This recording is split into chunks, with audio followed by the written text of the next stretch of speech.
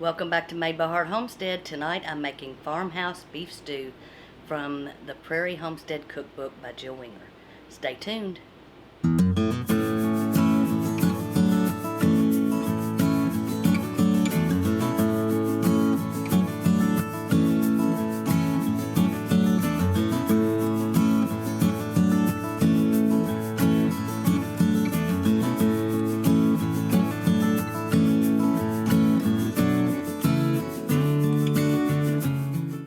Tonight I'm making the farmhouse beef stew from the Prairie Homestead Cookbook by Jill Winger.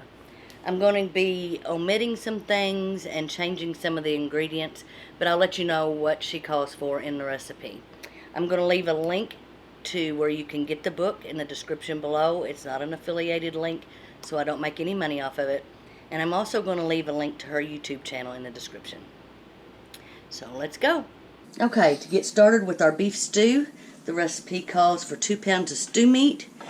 I took a chuck roast, and my husband cut it up for me in stew meat size. There's probably a little over 2 pounds here, but I'm going to go ahead and use this.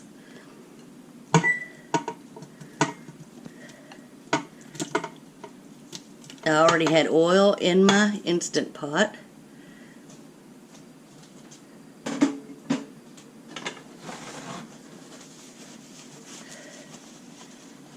I'm going to salt and pepper it.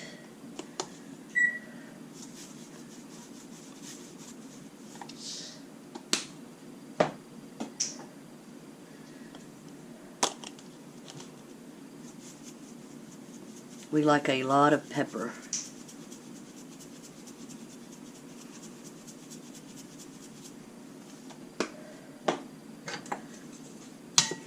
Give it a stir. I've got my Instant Pot on saute, and when this starts to brown, I'll bring you back. Okay, our meat is browning.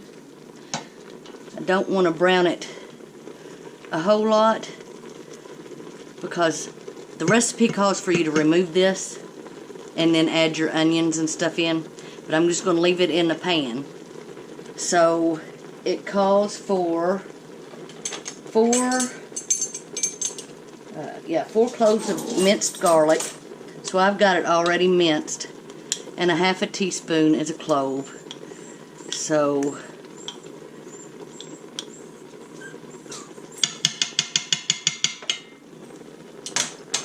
I'm using already minced. And it calls for a tablespoon of butter. So there's my tablespoon of butter. Stir that around a little bit.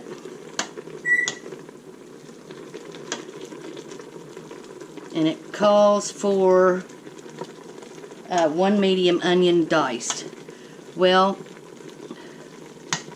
I just kind of cut the onion up. We like chunks, so there's our onion. We're going to give it time for the onions to cook down, and then I'll bring you back and add the rest of the ingredients, or the next ingredients. Okay, the onions are getting soft, and they'll get softer when we pressure cook them. So now the recipe calls for a cup of dry white wine. We are not dry wine drinkers, and I had red cooking wine in the refrigerator, so that's what I'm going to use. So there's our cup of wine, and we're going to let that simmer for about 12 minutes.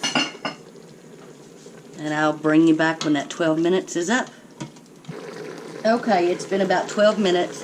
The recipe also called for mushrooms that you would add when you added your onions, and we're not using mushrooms. So the next step is to add 3 cups of either chicken or beef broth. I'm going to add 2 14-ounce cans because I hate to have any left over in the refrigerator. So I'm using chicken broth. That's what I had.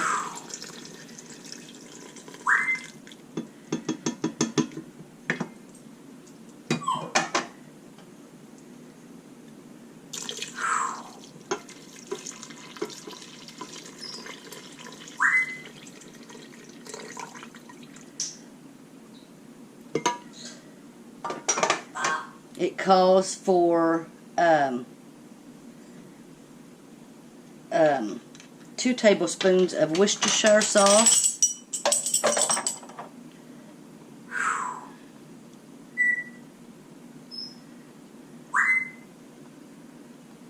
There's 1.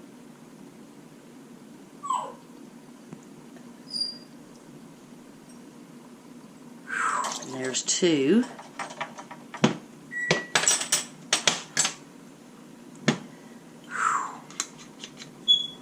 Calls for 1/4 cup of tomato paste. I'm just going to guess at it. That looks like about 1/4 cup to me.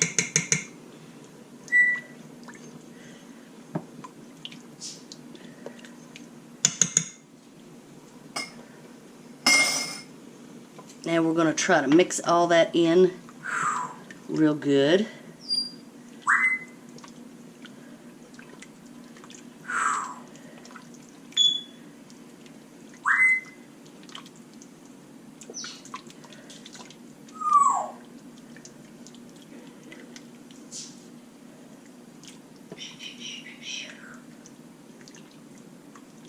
Now the recipe calls for 1½ teaspoons of marjoram, 1½ teaspoons of paprika, and 2 bay leaves. One of my bay leaves was broken, so I added part of another one.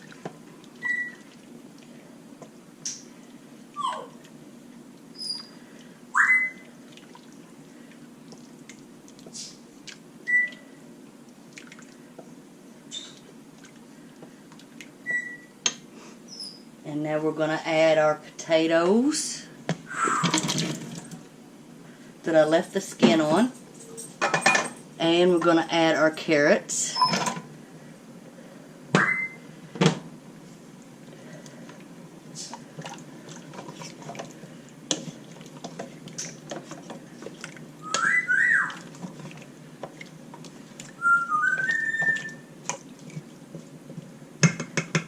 We're going to turn off the saute.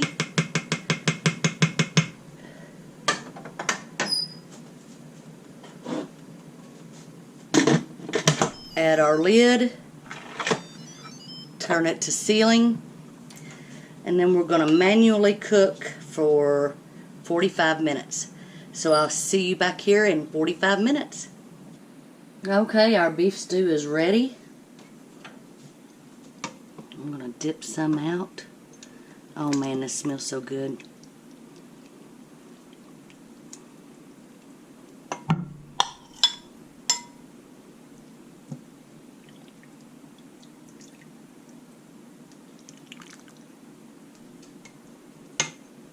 Now you could thicken this if you wanted to, but it's late. We're ready to eat, and I'm going to go ahead and eat it this way. So I'll bring you back and give you a taste test. Okay, let's do that taste test.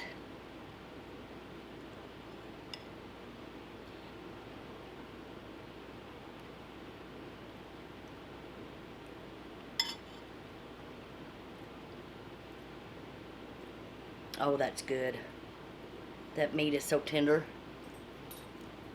I hope you enjoyed the video.